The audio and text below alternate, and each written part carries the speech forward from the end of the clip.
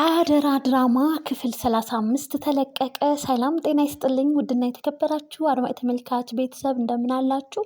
ባላችሁበት ሰላማችሁ ብዝት ይበል። ለዚህ ቻናል አዲስ ሲሆናችሁ ቻናሉን ሰብስክራይብ በማድረግ ቤተሰብ ይሁኑ።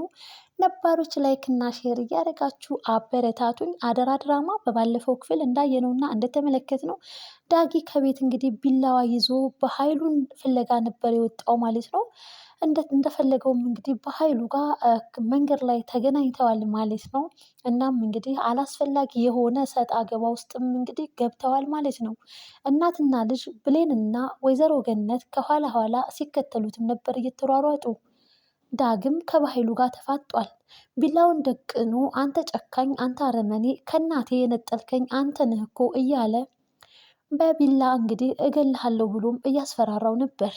በኃይሉ እንደምታዩትና እንደምትመለከቱት እየሳቀ እየተሳለቀበት ከኔ በላይ ማንም ሰው የለም፣ እኔ እገላለሁ እንጂ ሰው ሊገለኝና ሊደፍረኝ አይችልም በማለት ክትክት ብሎም ሲስቅ ነበር። በስተመጨረሻም እንግዲህ ዳጊ ምን አይነት ሰው እንደሆነ ደካማ ሰው እንደሆነ ምንም አይነት አቅም እንደሌለው በደንብ አድርጎ ነገረው። አንተንና እናትህን አጠፋችኋለሁ በማለት እንግዲህ በጭካኔ ልብ ለዳጊ መለሰለት ማለት ነው። ዳጊ እንግዲህ በስተመጨረሻም በቃ አንተ ሰውዬ አትፈታተነኝ፣ አደርገዋለሁ፣ እተገብረዋለሁ እያለ ቢላውን እንግዲህ ወደ በኃይሉ ማስጠጋት ጀመረ። በኃይሉም አልፈራህም፣ አታደርገውም፣ ልብ የለህም በማለትም እንግዲህ ሽጉጡን እንግዲህ አሳይቶታል። እኔም አለኝ፣ ስለዚህ አንተ በቢላዋ እኔን ልትወጋኝ አትችልም በማለት እንግዲህ በሽጉጡ አስፈራርቶታል። ዳጊም እንግዲህ እጅጉን በጣም በሚያሳዝን ሁኔታ እባክህ ተወን ብሎ ልቡ ተሰብሮ ለምኖታል። እኔ አንተን ይቅር የምልህና የምሰማህ እግሬ ስር ወርቀህ ይቅርታ ስትጠይቀኝ ነው አለ በኃይሉ። በኃይሉ ባለጊዜ ነው። ይህ እንግዲህ ባለጊዜነቱ ተገልብጦ ኋላ ላይ መጨረሻው ምን እንደሆን ባይታወቅም በእርግጥ የብዙ ሰው ግፍ እንግዲህ አለበት ማለት ነው ከእህቱ ጭምር። እናም እንግዲህ ዳጊ በጣም በሚያሳዝን ሁኔታ በኃይሉ ዳጊ ይህን ያክል ኮንፊደንስ እንደሌለው በደንብ አድርጎ ስላወቀ እየተጫወተበት ይገኛል። ነገር ግን አንዳንዴ ስለት መጥፎ ነውና ዳጊ እንግዲህ በኃይሉን ወግቶታል ማለት ነው። ሊወጋውም የቻለው በሱ በኃይሉ ግፊት ነው። በኃይሉ እየሳቀበትና እያሾፈበት ነበር። እናም እንግዲህ አንተ ምንም ልታደርግ አትችልም፣ አንተ ሰነፍ ነህ እያለ እጅጉን በጣም ቅስም የሚሰብር ንግግሮችን ሲናገር፣ በተለይ ደግሞ እናቱን እገላታለሁ፣ አጠፋታለሁ ሲልም ነበር። አንተም ሆነ እናትህ የማትረቡ ሰነፎች ናችሁ፣ እደመስሳችኋለሁ ሲለው መቋቋም አቃተና እንግዲህ በቢላዋ ወቅቶት ሐኪም ቤትም ገብቷል ማለት ነው። ይህንን ያየችው እናት እንግዲህ በጥፊ ዳጊን መተዋለች። እናትና ልጅ ፍቅራቸውንና ደስታቸውን ሳያጣጥሙ እንደዚ አይነት ነገር ተፈጠረ። በጥፊ መታ እኔ ነፍሰ በላ ልጅ የለኝም በማለት ወይዘሮ ገነትም ኡኡ አለችበት። ብሌንም እጅጉን በጣም ተናዳበት በኃይሉን ወደ ሐኪም ቤት ይዛ ሄደች። እናም እንግዲህ ቃልና ሄለን በቤት ውስጡ ነው ይከራከራሉ። እኔ እዛ የድሮ ሰፈሬ መሄድ እፈልጋለሁ፣ 50 ሺህ ብር ያስፈልገኛል፣ እጅጉን በጣም ደስ የሚል ጊዜ ማሳለፍ እፈልጋለሁ፣ ፈታ ማለት ስትልም ቃል እንግዲህ እጅጉን በጣም ደስ አላት። ሂጂ እንጂ እዚች ቤት እንድትመለሺ አላደርግሽም በማለትም እንግዲህ በውስጧ ማውራት ጀመረ። ምን እያልሽና ምን እያሰብሽ ነው? ቃል እኔ እኮ በደንብ አድርጌ ነው የማቅሽ፣ በዛው ሂጄ እንድቀርና እንዳልመጣ ጸሎት እያረግሽ ነው እንዴ ስትላትም ነበር። አሁን ላይ ሄለንና ቃል እጅጉን በጣም እንግዲህ በመጥፎ መንገድ እየተያዩ ነው። ሄለንም እንግዲህ የቃልን ሚስጥር ስለምታውቅ በሱ እያስፈራራቻት እዚህ የሞቀ ቤት መኖር እንግዲህ ከጀመረች ቀናቶችንም አሳልፋለች፣ አስቆጥራለች። እናም እንግዲህ እጅጉን በጣም እየተፈታተነቻት እና ቃልም ይሄንን የእሷን ዛቻና ማስፈራሪያ እስከ መቼ ነው እንደዚህ ኩኝ የምዘልቀው የምቀጥለው እያለች እጅጉን በጣም ስትበተጫጭም ነበረ።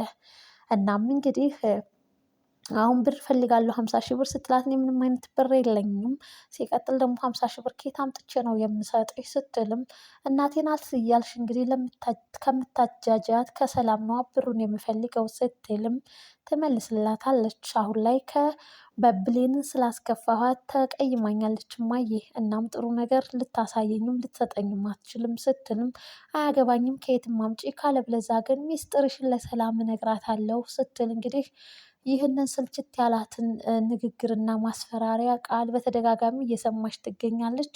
በዛ አጋጣሚ እንግዲህ ሰላምዬ ወደ ቤት ከውጭ ወደ ግቢ ስትገባ ሄለን እና ቃል በኃይለ ቃል እየተነጋገሩ ትሰማቸዋለች። ቆመን ብራ በር ላይ ለማዳመጥ ሞክራለች። ጉዳዩና ነገሩ ዋናውን ነገር እንግዲህ ወደኋላ ተወት አድርገው እነሱ ከመሀል ገብተው ነበር እየዘባረቁ ያሉት።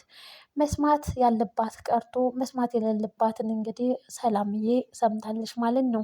እናም እንግዲህ ገነትና ዳጊ እናትና ልጅ መሆናቸውን ከነሱ ሰምታ እንዴት ሳትነግሪኝ በማለት በጣም ተናደደችባት። ሰላምዬ እኔም እኮ አሁን የሰማሁት ማሚ እያለች እናም እንግዲህ ብዙ ነገር ከሄለን ጋር ሲያወሩ የነበሩትን ጥንቅቅ አድርጋ እንደሰማችም ትነግራቸዋለች። ነገር ግን ቃል የሰላም ልጅ አለመሆኗን ያው አታውቅም ልጄ እያለች ነው። እናም ግን ጥሩ ልጅና ስብዕና የሌላት እንደሆነችም እንግዲህ በደንብ አድርጋ አረጋግጣ ነግራታለች ማለት ነው። ልጄ ስለሆንሽ ነው እኔ እየታገዝኩሽ ያለሁት፣ የምታደርጊው ነገራቶችሽ በጣም መጥፎና የክፋትን ጥግ ነው በማለት በጣም ተናዳባት እንግዲህ ተቆጥታ ሰላምዬ ተናግራለች ማለት ነው። ዳግምና እናትየዋ እንግዲህ ዳግምና ወይዘሮ ገነት እንግዲህ በኃይሉ ማለት ይሄ ነው እኔና አንቺን ያለያየው ሰው ነው በማለትም ዳጊ ለእናቱ ያስታውሳታል። ስለዚህ የአባትህም ገዳይ ይሄ ነው ማለት ነው፣ እርግጠኛና ትክክለኛ ነህ በኃይሉ ማለት ይህ ሰው ነው ብላም ጠየቀችው።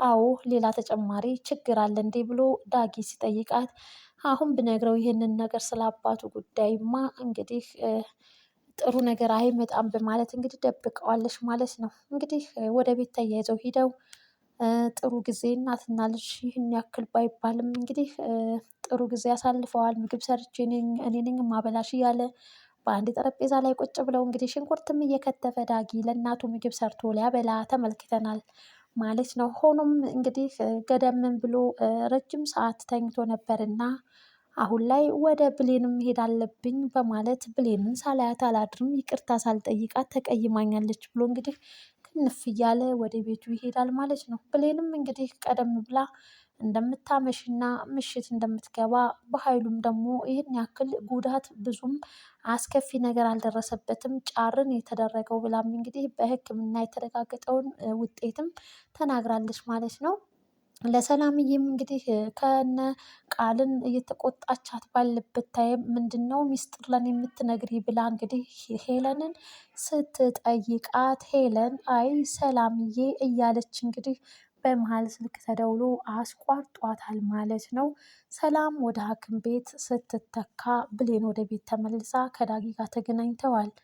እናም እንግዲህ ዳጊ የብሌንን ይቅርታ እየለመንና እየጠየቀ ባለበት ታይም ቃል እንግዲህ ታያቸውና ትሰማቸዋል እንደተጣሉና በውስጣቸው ችግር እንደተፈጠረ ስታቅ እናም እንግዲህ ብሌንም እንደሰማቻት ስታቅ ዳጊን ቀይስ አርጋ ሁሉን ነገር በእርግጥ ተቀይመዋለች። አንተ እኔ አይደለም ፍቅረኛ ልትሆን ለሰላምታ እንኳን እንደሚዘገንናት ሁሉ እንዴት ሰውን በቢላዋ ትወጋለህ እያለች በጣም ተናዳበት ተመልክተናል ማለት ነው። ብሌን ይህንን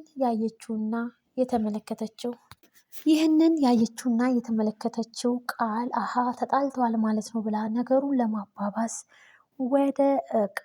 ወደ ብሌን ጠጋ ብላ ብላ ስታወራ ብሌንም ነገሩን አስቀይሳ ዳግዬ ደህና ደርልኝ እያለች እንግዲህ በቢላዋ ሰው ብቻ የሚነታረኩትን ሁሉ አንድ በአንድ እንግዲህ ቃል ሰምታለች። ነገር ግን ነገሩን ለማስቀየስም ብትሞክር ነገሩ እንደገና ዳግም በተደጋጋሚ እየለመናትና እየተለማመጣት በነበረበት ታይም በትክክለኛ እንደተጣሉ ታውቃለች ማለት ነው። ከዛም እንግዲህ ቃል ወደ ብሌን ትሄድና በቃ ብሌንም እኔ እናንተ ከዚህ በኋላ እህትና ወንድም ነን እናታችን ገነት ናት ብላ በፍቅር እንዳታየኝ ብላ እንግዲህ ተናግረዋለች ማለት ነው። ይህንን ያየችው ቃልም በቃ ለእኔ ስጭኝ ወንድምሽን እያለችም እንግዲህ ስትሳለቅባት ነበር።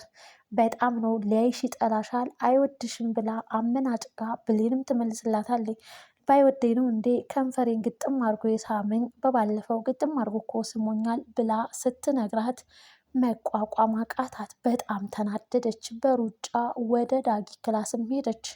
ቃልን ስምሃታል እንዴ ብላ ጠየቀችው። ተፋጠው እንግዲህ የክፍል 35 በዚህ ተጠናቋል ማለት ነው። በቀጣይ ክፍል ምን ሲከሰት ይሆን የሚለውን አብረን የምናይ ይሆናል። እስከዛው ድረስ ቸር ሰንብቱ። ላይክ፣ ሼር፣ ሰብስክራይብ ማድረጋችሁን እንግዲህ እንዳትረሱ ማለት ነው። ይህ ድራማ እንግዲህ መጨረሻው ምን ይሆን? አሁን ላይ ብሌን እንግዲህ ዳጊን እየጠየቀችው ነው፣ ቃል ስለነገረቻት ማለት ነው። የዳጊና የብሌን የመጨረሻ እጣ ፋንታቸው ምን ይሆን? እናትየዋም እኔማ ዳጊንና ብሌንን እነሱን አጋብቼ አገር ጉዳይ አይለኝም እንዴ እህትና ወንድምን ያኛውም ምን የወለድኩት ልጄ ብሌንንም ያሳደግኳት ልጄ እያለች ብቻዋን እጅጉን በጣም እያሰበች ትገኛለች። ዳጊም በዚህ ጉዳይ እኔ እኮ አንቺ እኮ ታዲያ የስጋ ዝምድና የለንም እያለ እንግዲህ እሷን ማጣት አይፈልግም። በዚህ ሁኔታ እንግዲህ ነገሩ ድብልቅልቅ ብሎም ተመልክተነዋል። እናም እንግዲህ በኃይሉስ ምን ያደርገው ይሆን? ዳጊን አቂሞበታል። እንደ ሳሚ አግቶ አረሳስቶ ዋጋ ያስከፍለውና ያሰቃየው ይሆን? ውድና የተከበራችሁ ቤተሰብ እንግዲህ ሀሳብ አስተያየታችሁን በኮመንት አጋሩን። ባይ ባይ። ለዛሬ የነበረን ቆይታ ይህን ይመስላል።